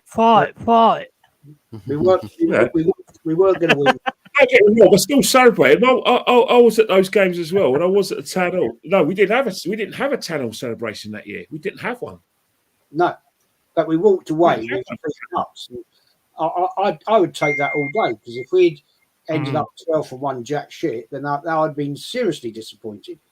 But yeah, I mean, I do agree with you to a point, but we did get 2 cups, and first time Arsenal have ever won a League Cup and FA Cup in their history in the same year. So that's something to chat about. And we got 2 bus parades. There you go. You know. Anyway, guys, I've got to bounce because I'm due on another show. All right, okay, mate. No worries. I'm just going to do the Forest one anyway. I'm not going to do the Monday night one. No, do that one. And do the Forest one, because my wife's. I mean, Mars asked me how long I've got to go because she wants to go out somewhere. She wants me to come. So yeah, we're waiting for Forest. All right, so we've got Brentford on Sunday. I think you're going to see a different side to us on Sunday, to be honest. I hope we start the same way as we finished against Man City and sort of really go for it with this 4-2-3-1 and really put Brentford to the sword, because I think the backs are against the wall at the minute anyway because of, they started off well and stuff like that, and they're not a bad side. I wouldn't ever take that away from them. But the fact of the matter is what we're working on seemed to be working against City, apart from the goals coming. And Awoniyi, same as I was saying about Nketiah, he's not in the positions. The thing is with Awoniyi is you can put the ball anywhere in front of him, and he'll outmuscle the players in front of him to actually, manage to get an opportunity. Nketiah can't do that kind of thing, so he's a different kind of striker. He's not a striker at all, to be fair. But, so I do think that we will really put Brentford to the sword on Sunday. I really do. What do you think, Jez? Hope you do.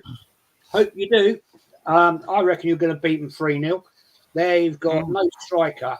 That Wissar, he's shit. He is terrible. I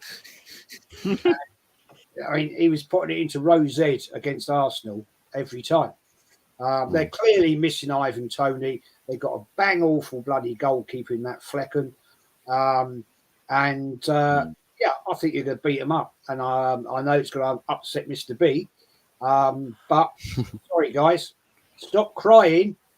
Stop crying about the fact we've nicked your goalkeeper, because at the end of the day, they want Ramsdale, mate. They said if you give them Ramsdale, then we'll have some respect for you. Is that right? I haven't heard that. Say that. He's pulling your leg here, mate. I've not heard that one. Ramsdale, no way. Kenny knows my game. I don't go. It's all about the stores. It's all about the stores. I think you're going to win 3-0, man. Nice one, man. What about you, Kenny? I think that Brentford will get a goal. Their midfield is still strong enough. But one thing in Brentford, they badly need Ben Mee back in that defence. And Rico Henry, I think he's out for the season. That's a massive loss. Big player, isn't he? Especially when he gets down that left-hand side. Got to take that by Gordon and that tackle, isn't it? And then obviously Arnold Taylor's a massive loss. So they're light of 3 influential players, and that's their spine. So I expect, but I still think that Mbeumo's a good player. Wizard has his days. Onyeka has his days as well. So I think it'll be 3-1 Forest still, because Forest at home, the ground's just too intimidating. It's horrible ground to play at. 100%. I totally agree with that one. About you, what, Buzz? I'm going to go with a 2-1 to Forest. And this one, I think, as Kenny said, Brentford will probably get a goal. I think Mbomo's probably going to get something on the score sheet. He'll probably get one of those jammy breakaway goals that he'll neatly execute it. I think it's just a matter of time for him. But yeah, I think you'll have. Jez's pizza's arrived. It's just a reminder. Hurry up, get off the strangers. But it's get off or you're divorced. You're divorced if you don't get off. But for me, I think Brentford will have, but Nottingham Forest will have too much quality for Brentford, because I think Brentford cut a bit of a wounded animal sort of figure at the moment. I think they've had one of those few too many of those games where it's like, oh, we should be able to get something out of this game, right? Nope. We should be able to get something out of this game, right? Nope. Why? We should be able to beat Arsenal, right?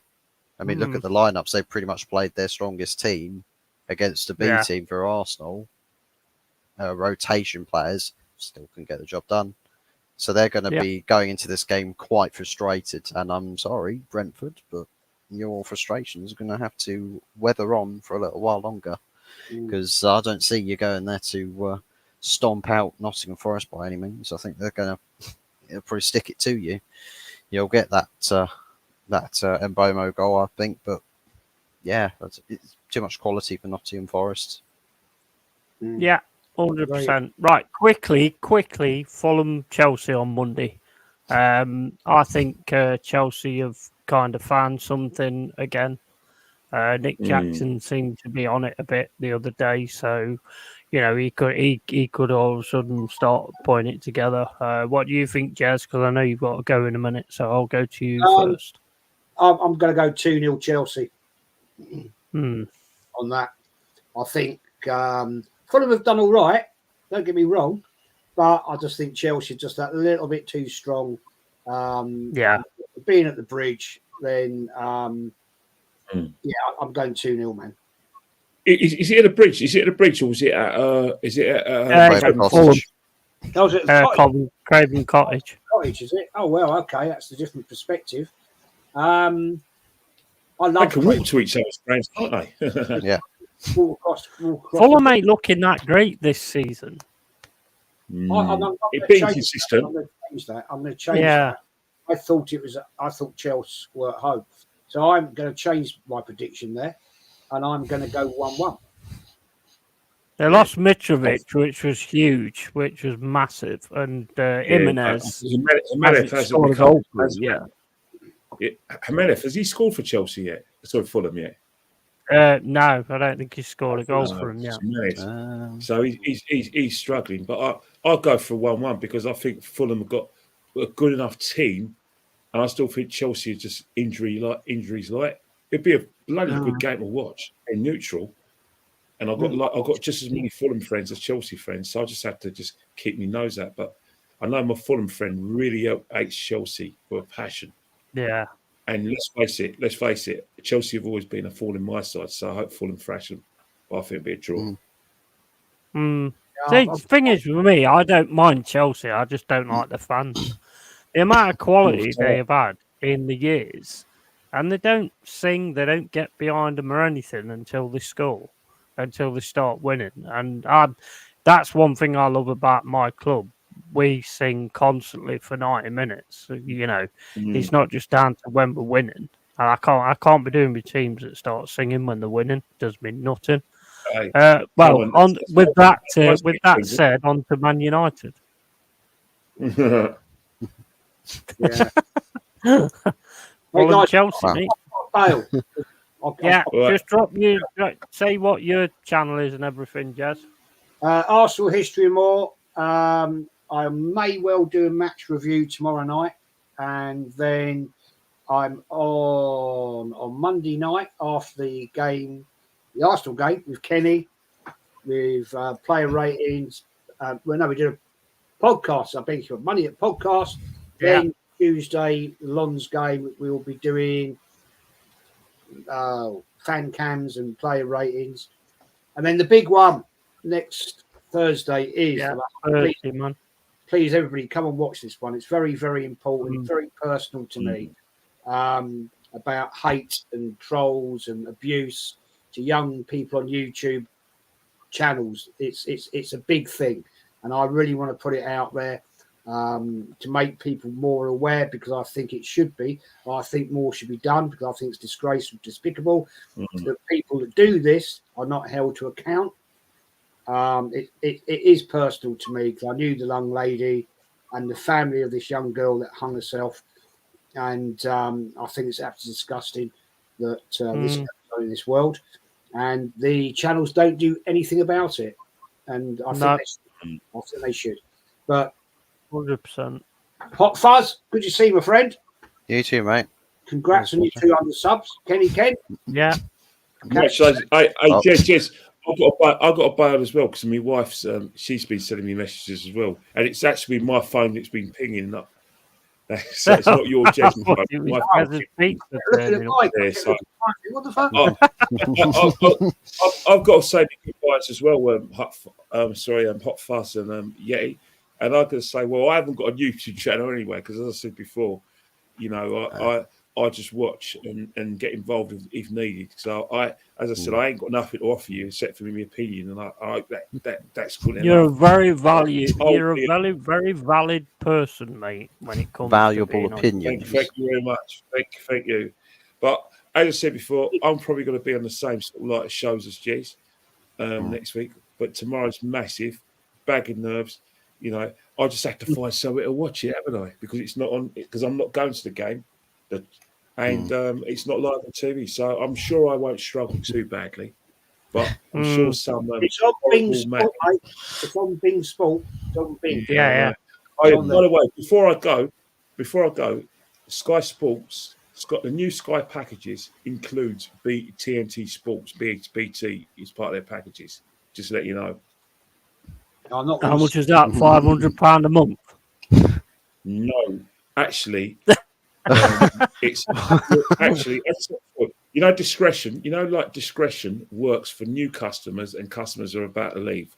So customers who are established don't get the discretion. So you can negotiate your bill with Sky if you're a new customer with them. Nice. But it's still going to be an arm and a leg. Yeah. I mean, I'll drop your streaming Instagram anyway for the game tomorrow if I can. Thanks a lot. Thank you very much. All right. Thanks for being on as well, man. Absolute honour. No, I appreciate it. All right. We'll see you guys soon. Same with you, man. Take care, Rob. Later. Right, Catch you Bye. later, guys. Thank you. See you later. Right. Okay. So so we've done that. We've done all the games for the weekend and everything like that. You know, I mean, I'm looking forward to this one on Sunday. I mean, I'm going to have to try and do it on Streamlabs actually, because I think my StreamYard's running out already. I don't know where the bloody time goes because I ain't done that many streams, but apparently I've got like an hour left or something. So, and I can't afford to buy it at the minute, so there's no way I can do that. But where your team's concerned, I mean, I don't know. I just see a win for Palace because I think your defence is back to the way it was last season now without Lisandro Martinez. Well, I mean, we played against Palace with bloody Maguire and Varane. True. And do you know what? Oh, yeah. Maguire was not actually shambolic in that game. He was actually quite good. Yeah, but you don't have two good games, though, does he? Well, don't need to. You have one, and then he'll be shambolic in the second one. That's the thing. He probably doesn't need to. You don't need to worry about that because you probably get dropped for Lindelof anyway. He won't play 2 games in a row. So, I mean, I think for us, it's just we've got to play with some intensity and to be in the game for 90 minutes. Because if you've got a really pacey, aggressive teams like Hannibal Mabry, the guy's not really that talented with the ball at his feet, with like how he distributes the ball, plays the ball, you know, he's dribbling, all of our technical stuff. You're not a very technical player, but the guy's just so ridiculously relentless. He looks like a James Milner, where the guy just doesn't stop running.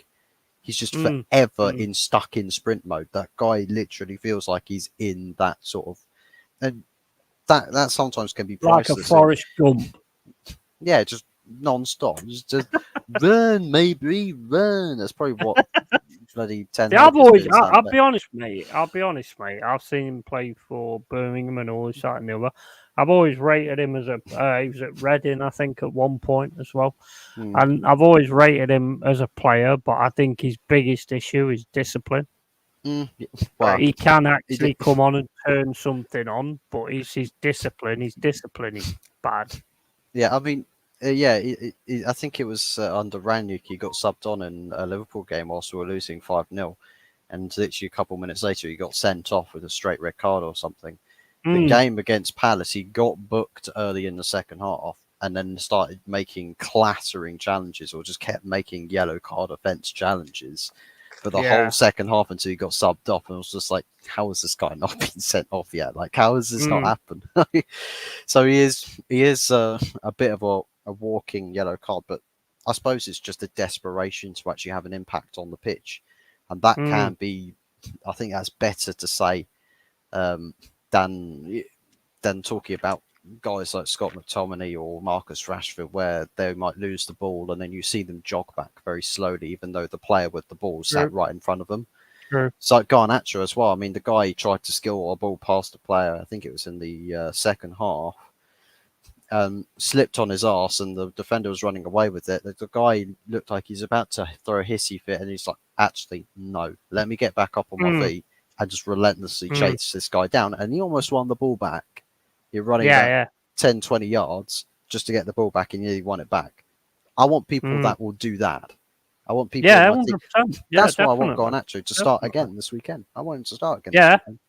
I think your future, mate, is them youngsters, Palestri, Garnacho, and Animal. I think that is your future because if you've got the Amrabats and the Casemiros mopping things up at the back, unfortunately, no Lisandro Martinez now, then I think they can do their stuff up front. Yeah, 100%. I think that's your future, mate, to be honest. Yeah. Well, I hope my future is that and camel riding with the Qatari flag between my cheeks, ride it through Trafford Centre. Well, yeah, I mean, whatever you vote. I mean, if you want a camel flag up your arse, then that's entirely up to you, mate. But... we can live in hope, but yeah. What's the Qatar flag anyway? Is it the OG? Is it the rainbow? No, it's I'm interested that most flags would be. If that was their flag, they'd rather sit at just a blank grey canvas for their flags. But no, theirs is the sort of the dark burgundy with white, but it's got the jagged line down it. Yeah, I think. Yeah, I mean, it's like, tonight was like, I wanted to get Jez and Kenny on. I mean, obviously, when you've got Arsenal fans on, you're going to stick on the Arsenal game and the Arsenal thing a little bit more. I think you got left out a little bit on the on that stream, which I apologise about because I was just kind of trying to get their point of view on Arsenal at the minute. Well, I mean, it's Kenny's first stream on, or first time on this channel, so you want to get as much viewpoint from Kenny on the show, definitely 100%. And yeah, absolutely. I mean, it wasn't like done. I mean, and I ignored the chat quite a lot as well, which I got to. When you've got like so many people on the stream, it's difficult to keep. I think you almost have to say like everybody you get like 2 to 3 minutes per question per person on the panel, and it's like you almost have to brief people before you do the show to sort of the thing is most people that come in here are Arsenal fans. Yeah. So if I'm trying to get off Arsenal and then the comments are about Arsenal, then it's going to keep it on Arsenal, isn't it? So I had to sort of like not bother with a few of them. Yeah. I read them, but I just didn't read them out and stuff like that. But at the end of the day, you do it how you do it, and that's it. I mean, it's a learning curve. There's a learning curve to this anyway. You know, and you just sort of like have a chat. I think what I'm going to do, I think I've decided that what I'm going to do with these preview type things is I'm just going to turn around and say, right, Man United against Crystal Palace. And then just let everybody just have their say, you know, instead of going, right, up for us, what do you think? Right, Jez, what do you think? Right, Kenny, what do you think? I think I'm just going to say it and say, oh, I think this is going to be a 2-1 or something. Then just let anybody who wants to speak and say their piece to say it. So I do definitely, like, when I will speak about something, I am sort of wary that there's more people to get like viewpoints in on something, so I will sort of keep it shorter. And I might not say something that I might have wanted to have said, like I'll miss something out a little bit. I know that's definitely like I think it's just a case where I try to bite-size things a little bit, where there's more different. I do that more all the different time, opinions. Yeah, more different I do opinions that to all sort the of time. squeeze in. Every time I finish a stream, I think, oh, my days, why didn't I say that? I was going to say that, and I was going to say that, and, you know, and I ain't said it.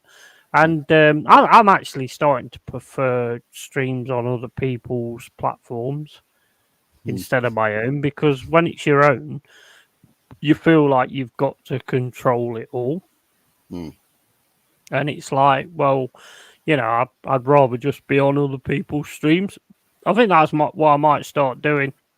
Do the watch-alongs and the previews and all the previews to how I get my game and all that kind of stuff, and then basically just go on other people's channels and do the gaming where that's just me.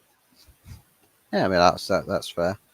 Everyone's got to do what they've got to do, and it's just up to what everybody wants to do. It's like me with my watch-alongs, because I'm not consistently available. I think just doing a watch-along here and then not doing a watch-along, I'd like to be, if I'm doing watch-alongs, do them for every game. So it's sort of like, well, what I can do is do a preview and then a match review. Like I can do those because I don't have to. Like, I can fit something in short and sweet. Yeah. But I don't have to constantly be available for like 2-3 hours straight,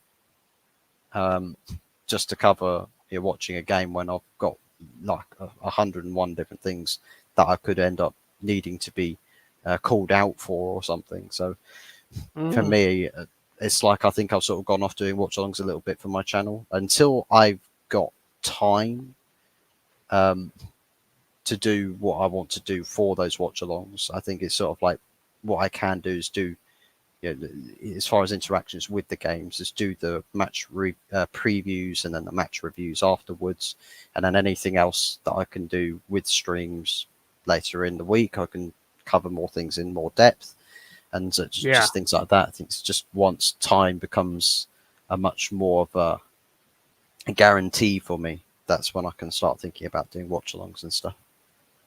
I think everybody just does it the way that they do it, don't they? I think that's the main thing. I mean, if you do it the same way as everybody else, then it's just the same thing as everybody else, and you don't want to be that.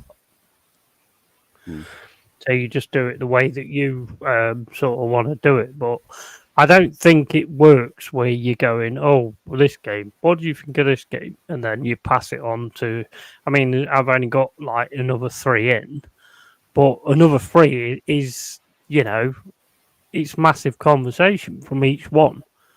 So, I mean, it's nearly 2 hours now. Yeah.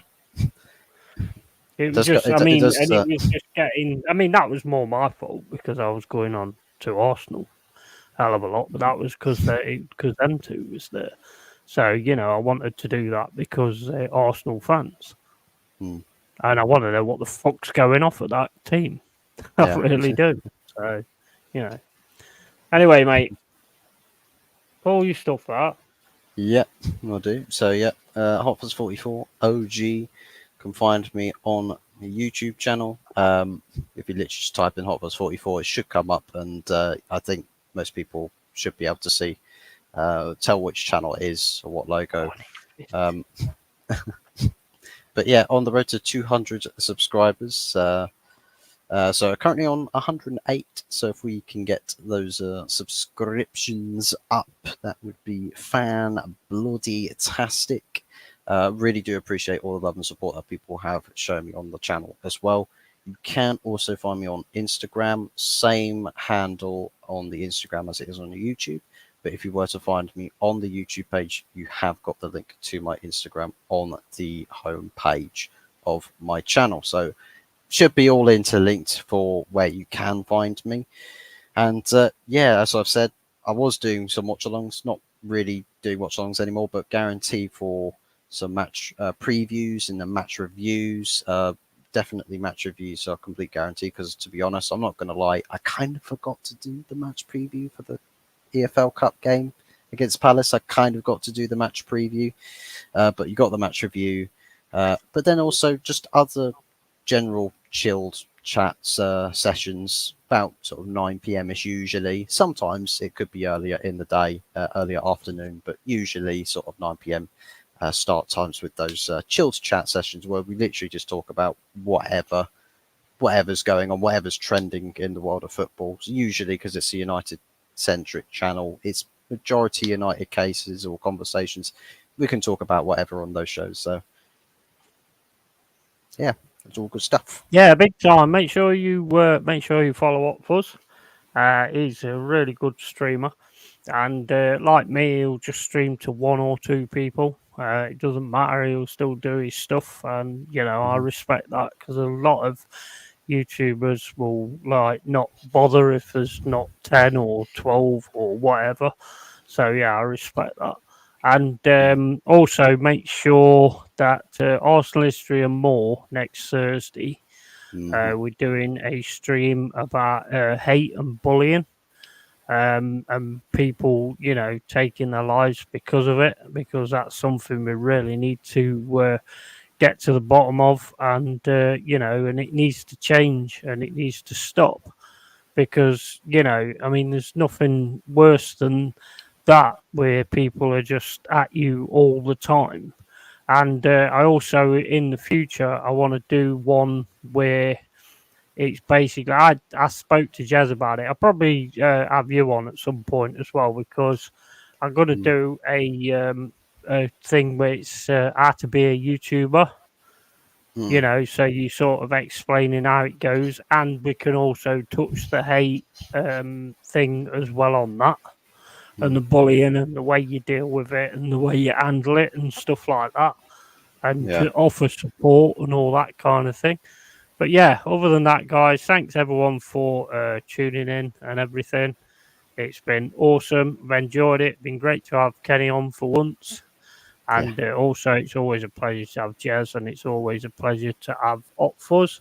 So, this is Yeti out. Good night, everybody. Good night.